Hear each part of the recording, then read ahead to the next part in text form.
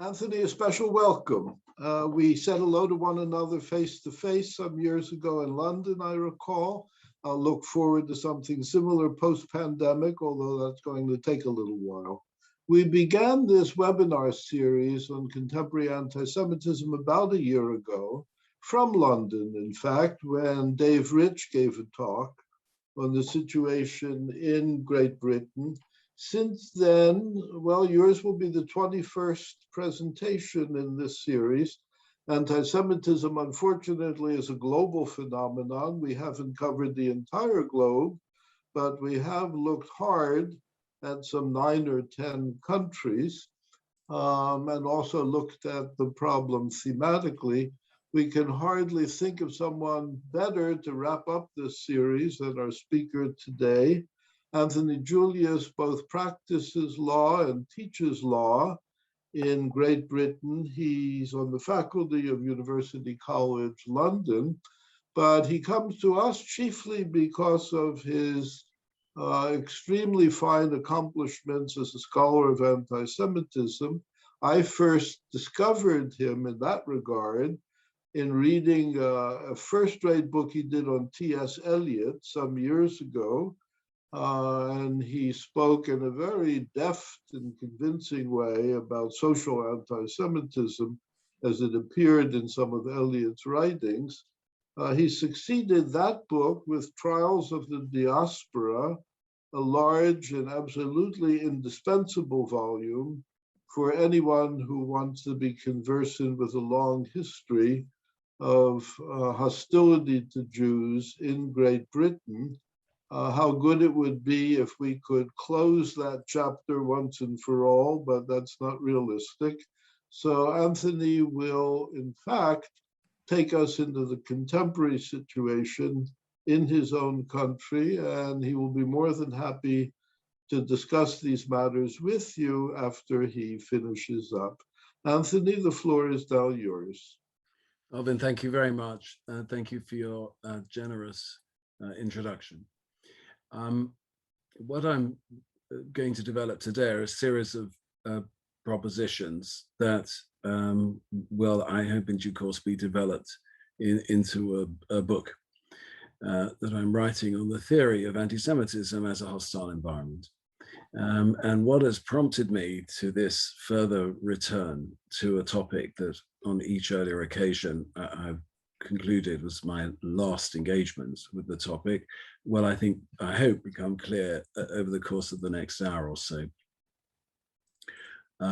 What I would like to do is to begin somewhat tangentially with a remark of Iris Murdoch's. Iris Murdoch, the novelist and philosopher, a remark that she made in a letter to a friend in the 1970s. She comments that anti-Semitism is both strange and disgusting, and I ask why this should be so, that the conjunction is so striking, even if the individual adjectives are somewhat commonplace. I then notice both the permanent and let us say context-specific aspects of both this disgustingness and this strangeness. And I then specifically address what is disgusting and strange about today's anti-Semitism. And in that connection, I make 3 proposals in the form of propositions to address it, to address specifically contemporary anti-Semitism's strange aspects. So in brief, the first and the second proposition are somewhat conservative in character. I contend for the continuing utility of the term anti-Semitism and the designation anti-Semite. And this takes me first to a brief consideration of the IHRA definition, the IRA definition, and its recent rather feeble challenger, the Jerusalem Declaration. And second, to a consideration of the anti-Semitism aspects of 3 modern public careers, that of David Irving, T.S. Eliot, and Jeremy Corbyn. And of course, I'm aware that the conjunction of names might be thought unusual. it's only then, actually, that I get to the subject matter of my talk, which is hostile environments. That is the third of my three propositions. And I propose the concept of a hostile environment both as a standalone contribution to understanding contemporary anti-Semitism and as a strategic alternative to the first and second propositions, by which I mean, I imagine circumstances in which it might be more persuasive to say in respect of a particular anti-Semitic speech, text, or event, its author has thereby made a contribution to a hostile environment for Jews. I doubt whether I will get to the identifying of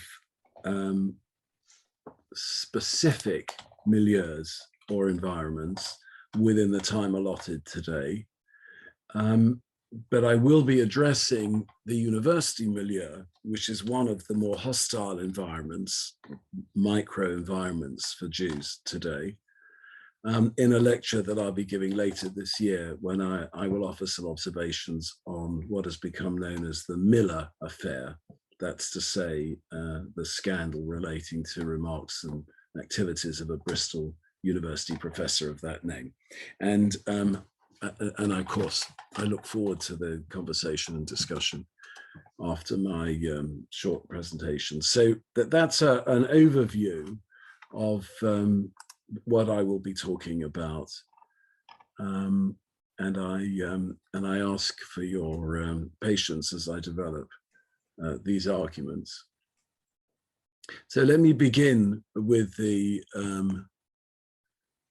Iris Murdoch letter. I already have a question on the chat line, and I hope it's not a discourtesy if I don't address those questions during the course of my talk. I'm sure there'll be an opportunity to come back to. I can already see the first question would send me off on a most engaging tangent, and I would never get back to my text. So let me start with the Murdoch letter. She writes this letter in 1974.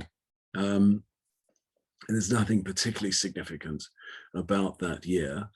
I mean, in the context of what we might call, in general terms, the history of anti-Semitism. She is writing to the philosopher and mathematician George Kreisel. The date of the letter, for those who wish to follow it up, is the 15th of August, and it's in the edited volume of her correspondence. Kreisel was a very distinguished person, very distinguished and unusually interdisciplinary philosopher. A long-standing friend of Murdoch's. He was a Jew by origin and had come over as a child from Europe just before the Second World War. So in this very long and informal letter that Murdoch writes to Kreisel, which is unconstrained by any sense of an audience greater than the addressee. She was not one of those letter writers who was always writing with half an eye to posthumous publication. She moves from topic to topic. She wants to cover the ground, get everything down. It's been too long since she was in contact with Kreisel. And she communicates a sense that she no longer has quite a fix on where he is and what he's up to. So she's writing to him, but she's also ruminating while she's writing, talking about a trip. She moves from Poland to Italy and then to France, and she says she loved Poland.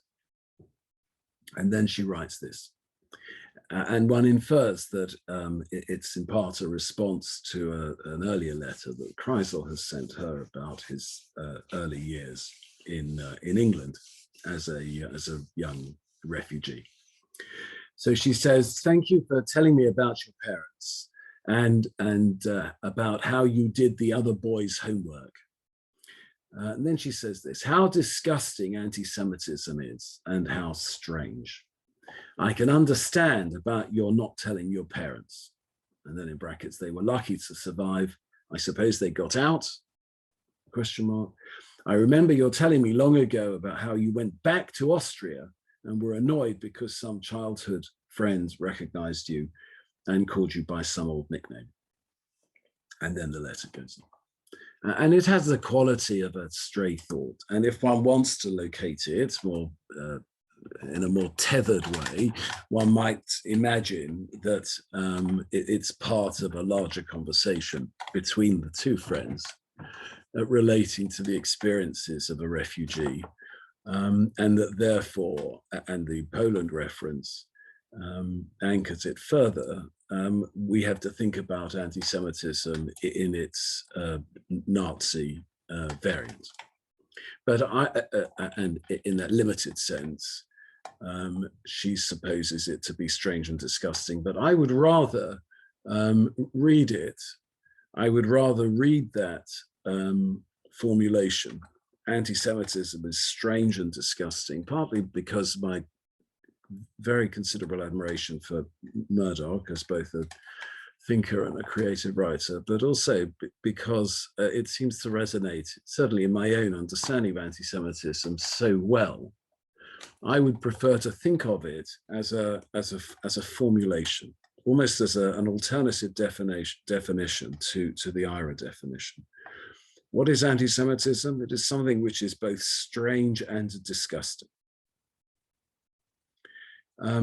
Now, what can we say? How can we gloss? What would be the Gemara, so to speak, on this Mishnaic statement? It is a halacha. Anti-Semitism is strange and disgusting. Well, what disgusts is what we recoil from. It has a visceral, non-reflective quality. It doesn't engage our minds. It engages us, so to speak, somatically. The disgust we experience is in our bodies. On the other hand, strangeness is very much something that one experiences intellectually. So already, in true novelist philosopher style, she's setting up an interesting binarism, but in highly specific language. How we engage with anti-Semitism as an intellectual phenomenon, we find it strange. How do we engage with it emotionally, so to speak? How does it register in our sensibility? We find it disgusting.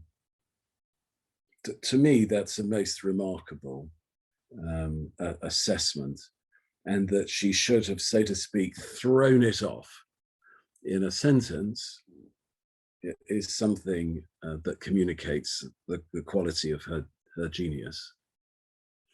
Now, anti-Semitism as something, as a phenomenon which is both disgusting and strange, one has to understand both in terms of its permanent features and also its, as I said in my introductory exposition or summary, in its context-specific features. I mean, patently addressing what is permanent about anti-Semitism, what decent person could not be disgusted by it, by its cruelty, by its stupidity. I mean, if I may pause on stupidity, because it is in reflecting on the stupidity and therefore the disgustingness of anti-Semitism that a certain connection with its strangeness is also intimated. It is very striking that anti-Semitism has an active operating effect on people who embrace it of making them stupid. And it seems to me not a coincidence that the least accomplished leader of the Labour Party in my own country, for example, is also its only anti-Semitic one. If you live in a world of conspiracies, if you think the world is divided into the blamelessly good, the victims, and the unqualifiedly evil, the oppressors, then of course anti-Semitism is for you. But one would also be disgusted by its dishonesty, by its malice, and by its wastefulness, by the lives that are lost and are laid waste and hobbled, by the contributions and gifts that Jews wish to make that are refused, squandered. And of course, anti-Semitism, we understand, does not just injure Jews. It encourages misconceptions about the causes of social conflict, human suffering, and social deprivation. It therefore prolongs their existence to everyone's loss. And the strangeness of anti-Semitism, putting to one side the very complexity of the reactions of disgust that it provokes. Fundamentally, of course, because although it represents itself to be, and certainly in the common understanding, simply another racism in a list of racisms, that nonetheless it is not like any other racism. I noticed that Delphine Orvilleur, in a rather good book published very recently, Anti-Semitism Revisited, turns her analysis of anti-Semitism precisely by reference to its specialness, not just its length, but by a certain uniqueness which is integral to it. We could identify that those strangenesses, for example, by reference to anti-Semitism's appeal, its command. And what's strange about that is its appeal survives or subsists or perhaps thrives on both its internally contradictory and evidently absurd character, Jews are Bolsheviks and plutocrats and so on, and also its non-alignment with the facts of the world, to put it in slightly pompous language. In other words, what philosophers identify as two theories of truth, the coherence theory and the correspondence theory. Anti-Semitism is the kind of paradigmatic instance of a series of statements that do not conform to or meet the criteria required for either theory of truth. It's also strange because it's elaborated essentially in stories. It's strange in the sense that it has an occult, strange presence in the constitutive elements of the West's history and culture. It's strange in its protean shape-shifting capabilities. And of course, and I'm sure this of course resonates with all of us on this event, it's strange, it mystifies us by its appeal to intellectuals. And in that appeal to intellectuals, there is, if you like, a kind of meta-strangeness, which is that it has a certain magnetic appeal as an academic subject. And I find that very odd. If I may be allowed, I mean, I find it odd, and yet here I am contemplating my third book.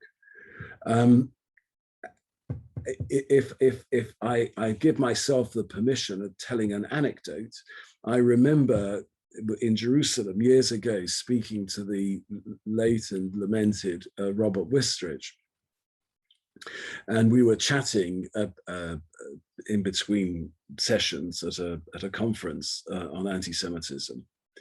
And Robert said to me, "You have to admit, Anthony, however awful anti-Semitism is, it is extraordinarily fascinating too."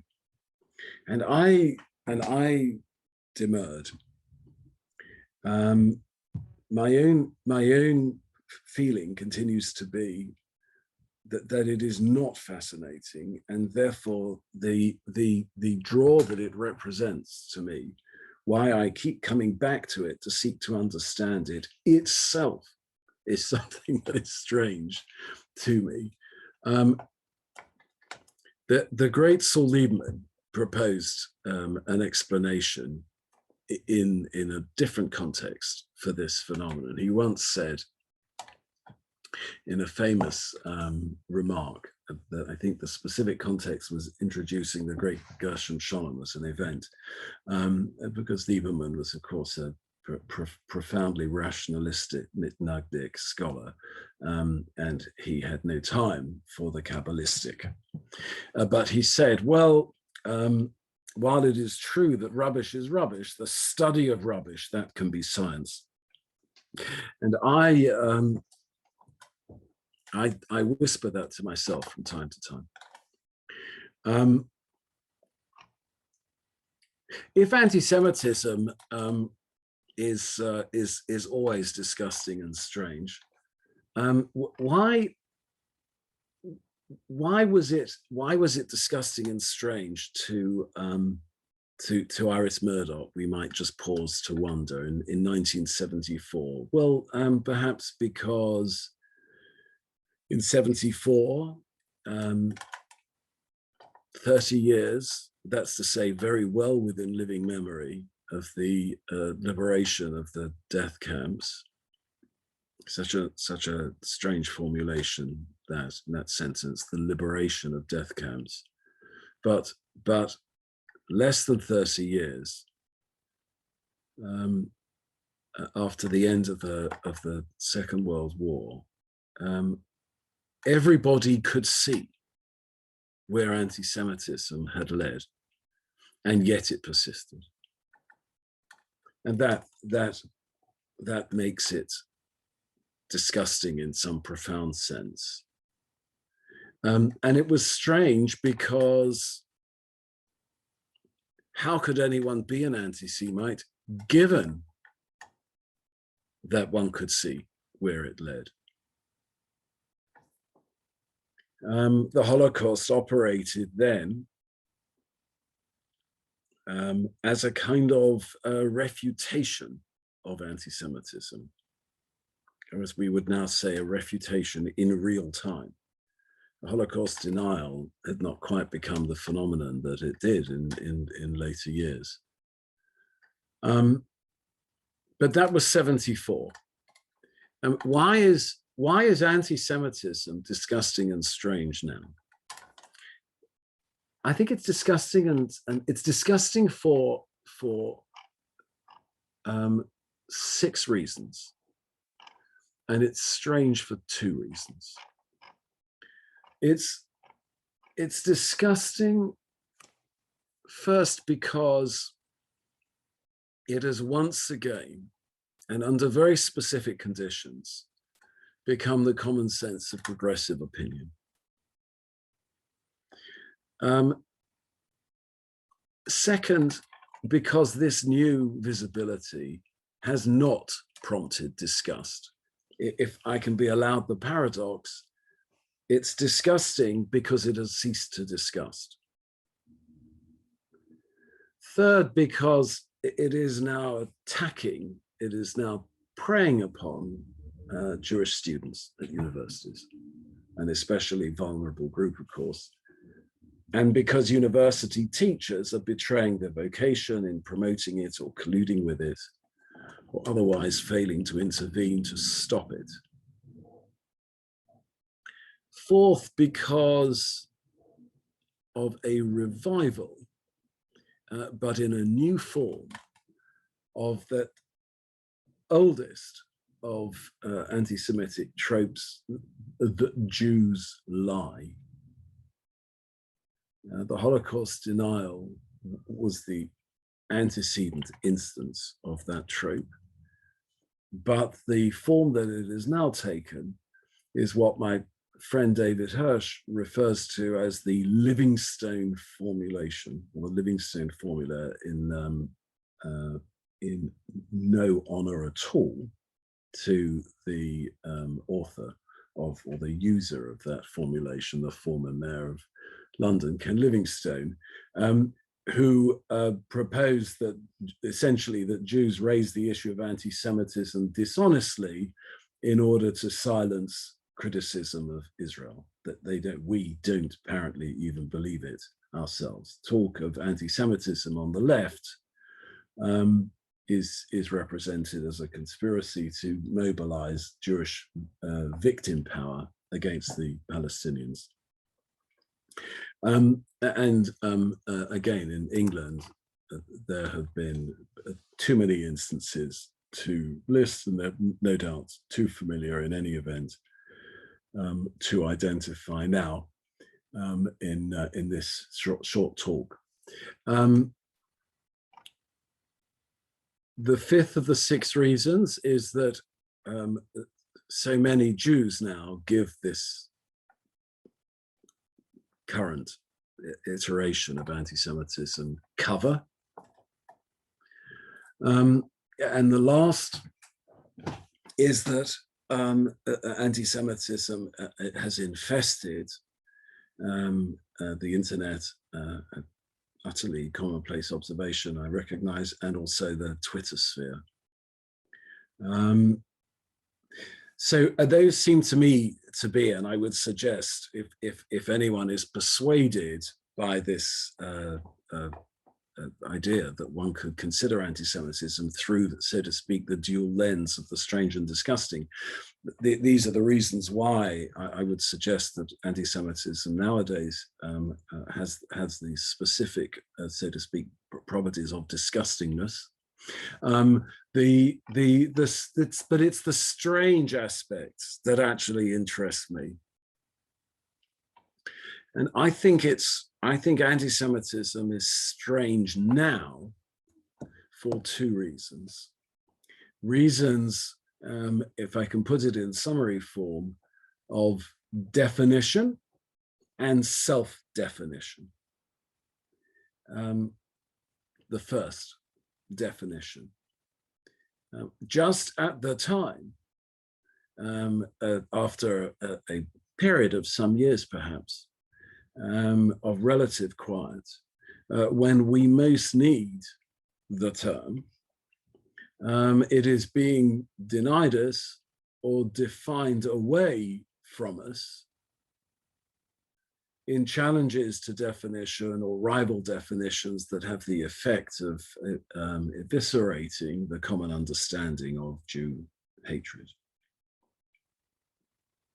So anti-Semitism has become strange because although it has the most patent and tormenting outcomes, nonetheless, in its trajectories and in its points of origin, it has now become opaque or mystifying or open to an argument. And that's a puzzle. When the punches land, it's quite hard to see how one could possibly doubt the character of the person swinging the punches. But now we have an anti-Semitism which is both mysterious and yet patent. And that's puzzling. Now, it may be it's a false puzzle.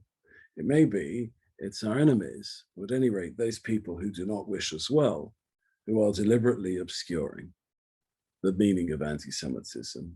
I won't propose a counter-conspiracy to slug it out, so to speak, with the conspiracists. But it is something that requires interrogation, certainly thought. The second reason for the strangeness of contemporary anti-Semitism it is also is an affair of definition, but it's a matter of self-definition. And this is part of a larger a tendency in our culture to allow, with full indifference to, so to speak, realities, if I can put it in that somewhat polemical form, to allow self-definition. So I am Black, though I may be fully of white origins. I am an anti-racist, anti-Semite, though I may have committed a large part of my public career to campaigns and activities which have only been injurious to Jews and their projects. And I am an anti-racist, anti-Semite, so to speak, because I say so, and because I claim the privilege that is now generally claimed in society to sovereignty over my definition. I am in charge of who I am. I'm in charge of how I am to be understood and received, and that cannot be gainsaid. It is a violation of my dignity to insist, contrary to my own assertion, that I am anything other than what I represent myself to be. That, at any rate, is the argument. And if that sounds a little hysterical in its formulation, then to those of you who think it does sound a little hysterical, please spend a few moments scrolling through the various ways in which the former leader of the Labour Party was defended. He cannot be an anti-Semite, notwithstanding what he has said and done, because he says that he has been an anti-racist, anti-Semitic all his life. So all of this, of course, is well known, but I find it fascinating. I find the strangeness of it fascinating, and that's why I've returned to the problem. So I've now got to my three propositions. I want to very quickly summarize what the three propositions are, and I think I have about 10 or 15 minutes left in my exposition, and then perhaps in the panel discussion afterwards, if it works, I can go back to some of the text, some of my notes, and develop the points in discussion. My three propositions are the following. Proposition 1, we should argue for the right definition of anti-Semitism. It matters. Proposition number 2, we should insist upon the continuing utility of describing individuals as anti-Semites and individual actions and words as anti-Semitic. And proposition 3 is we can reconceptualize the experience of Jews today as the experience of people, both collectively and individually and in groups, living in a series of specific local hostile environments. Now, I think and believe, but I'm still working this out, and I'm so grateful to Alvin and his colleagues for giving me the opportunity to risk an early formulation of this thinking. But I do believe that in the conjunction of these three propositions, and so to speak, with the inspiration provided by Iris Murdoch, we might get some better handle on anti-Semitism, and of course, thereby find further resources to address it and combat it.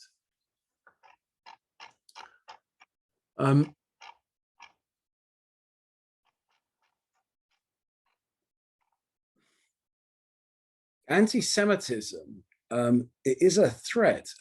We know that it's a threat today. And that threat is intensified if the threat itself cannot be described or is described in misleading language. And even if described correctly, trumped by the asserted rights of self-identification or self-description. That's the essential argument that I'm making. I want to then bracket about 20 minutes of exposition which addresses both the origin of the term anti-Semitism, early protests at it, which are then echoed in some fascinating lectures given by the late Leo Strauss in 52 and 62, where even then he's deprecating the use of the term anti-Semitism. He would rather, he says, he would rather talk in terms of rishus, of viciousness, rishus, the Hebrew word, Jew hatred. He thinks it's ignominious for us to take a word invented by an anti-Semitic publicist.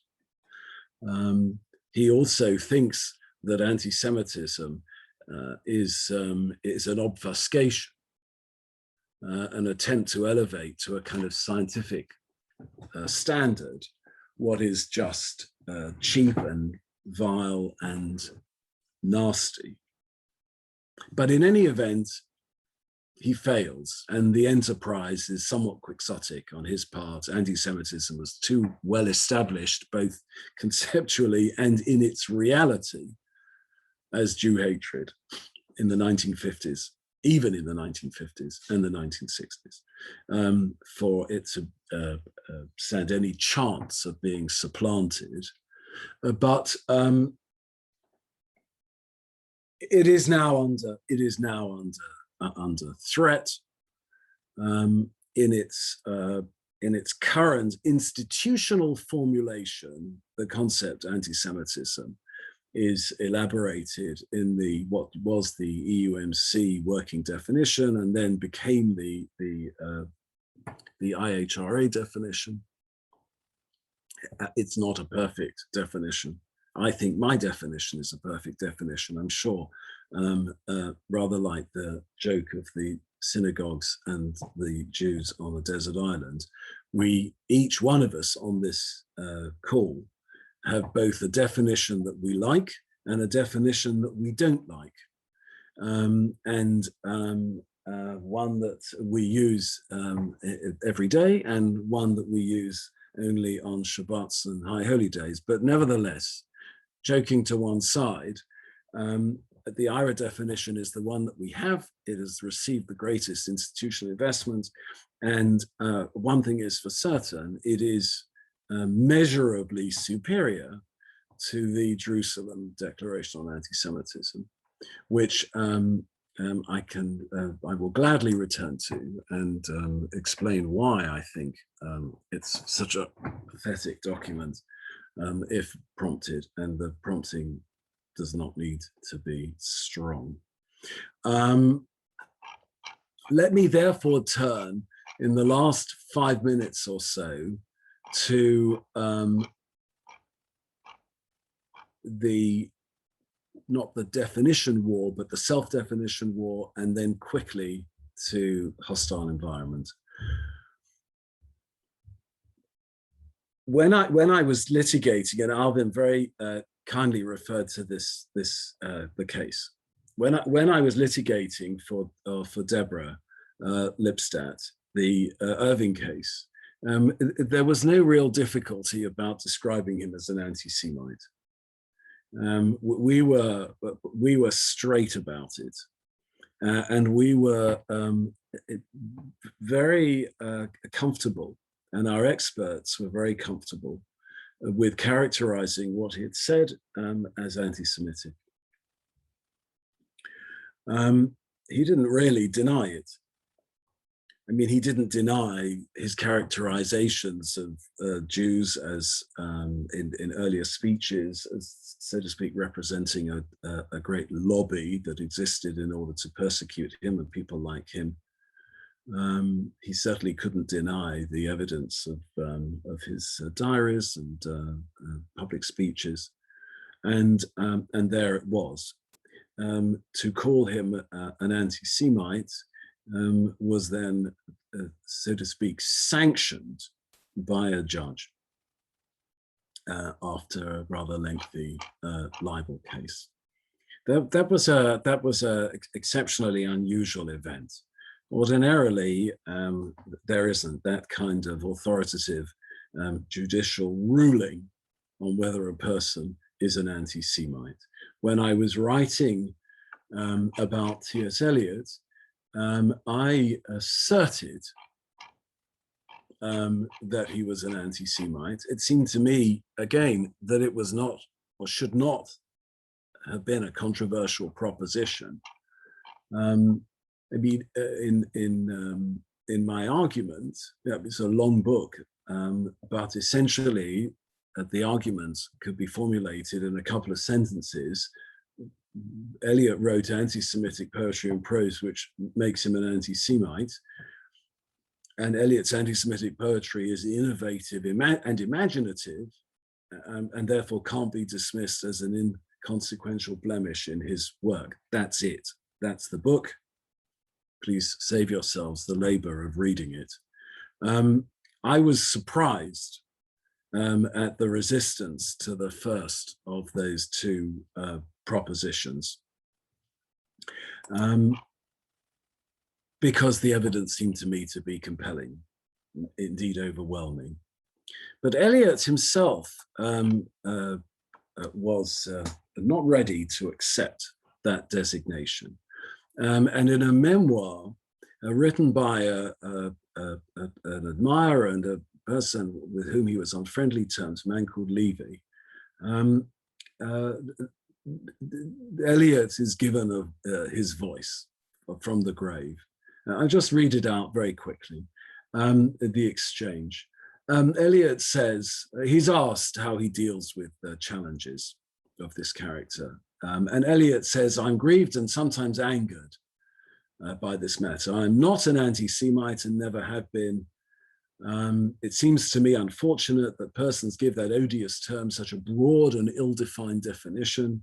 American Jews are sensitive in a way you never find is true of the counterparts in England. Of course, he got it completely wrong. It's because we in England are even more sensitive, that we're even more reluctant to call it out. But Levy then says, Eliot, did you ever respond? Do you ever respond to such attacks? And Eliot says, I do if the attack is responsible and sober. And then he says, it's a terrible slander on a man, and they do not know, as you and I do, that in the eyes of the church to be anti-Semitic is a sin. The implication being that given that he is a Christian, he cannot be an anti-Semite. Which is interesting because it somewhat resonates with the current argument that if you're a person of the left, that you cannot be an anti-Semite because, so to speak, as a member of that political grouping, it is almost, in terms of the reality of it, an incompatible element in that reality to hold anti-Semitic views. So already things, so to speak, in my little taxonomy are wobbling as one moves from Irving to Eliot, and then the wobbling becomes a complete collapse in the case of Corbyn and others like him. Self-ascription is king. And that's an issue for us. And it's one that we have to think hard about and address.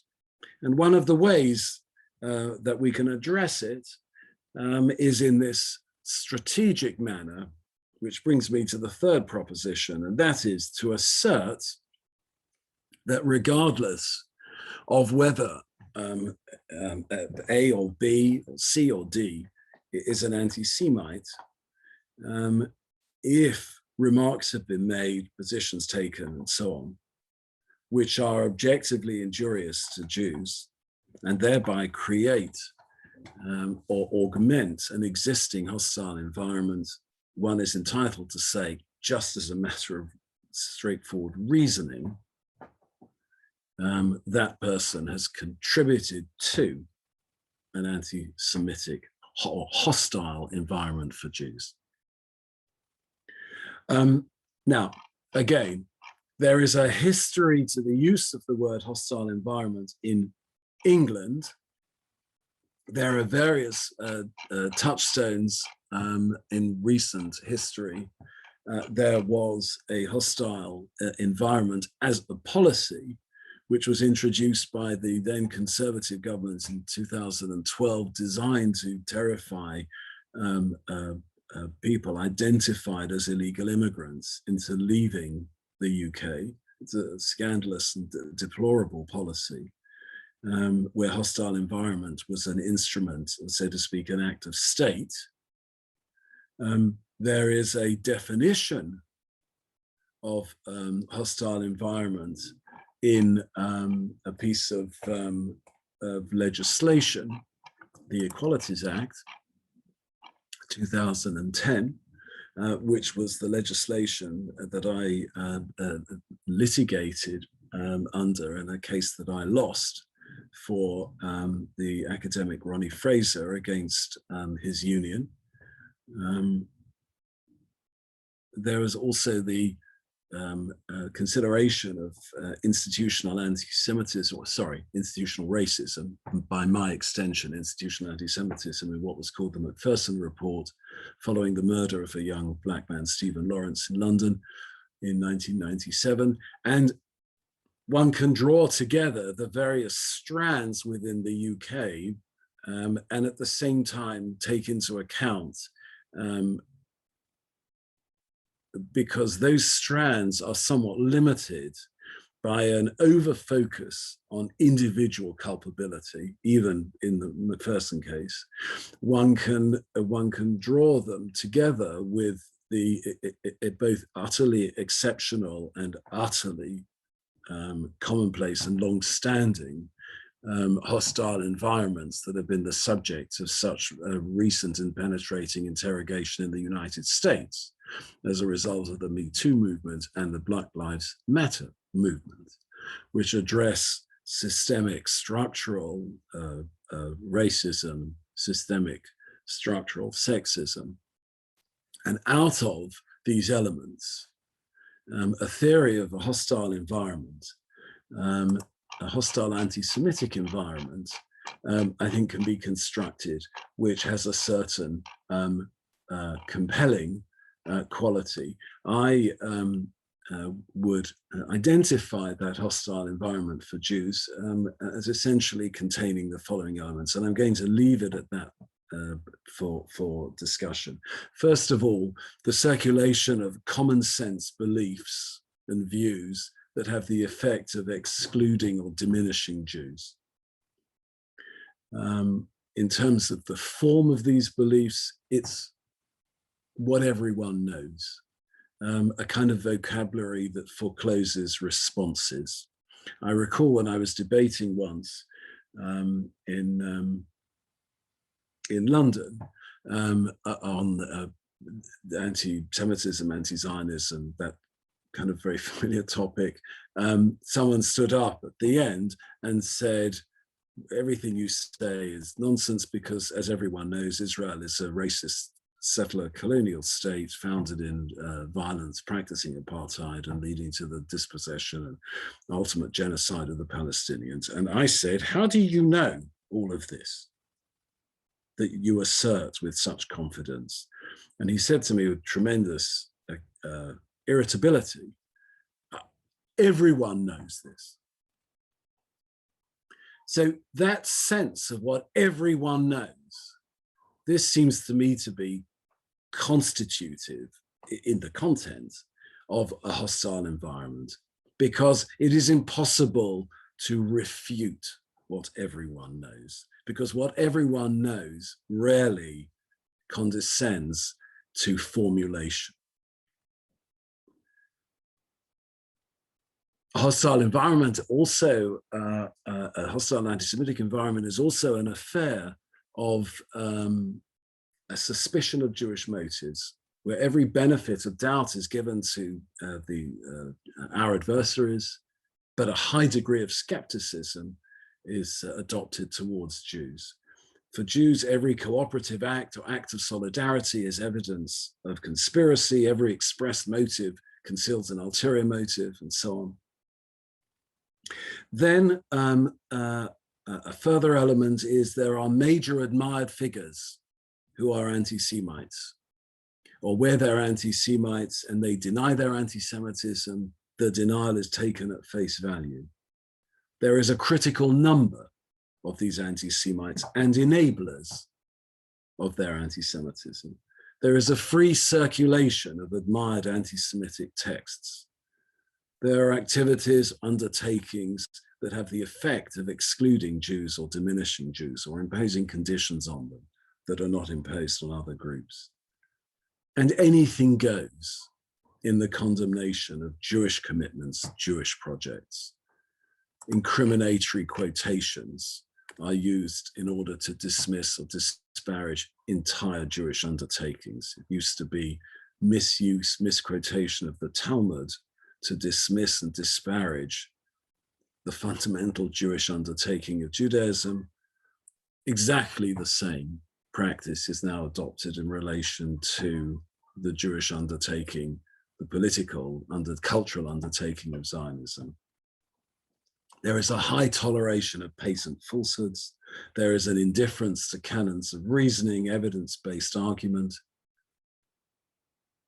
oppressive, hostile behavior towards Jews goes unpunished, and there is a refusal to allow Jews any space to explain and argue for their own sense of injury.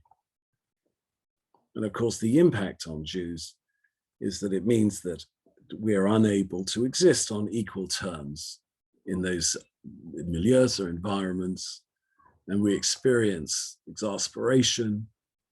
Some among us become fearful. We have to pay a high cost in defending ourselves. We have to find in ourselves resourcefulness, a thick skin. We fall prey to anger, demoralization, and we expend wasted negative energy, which are diversions from our own projects. I'm going to stop there without any attempt to draw any of this together, because that would be trivial. I'm going to thank Alvin for the privilege of inviting me, and I'm make myself available to questions and challenges. So thank you.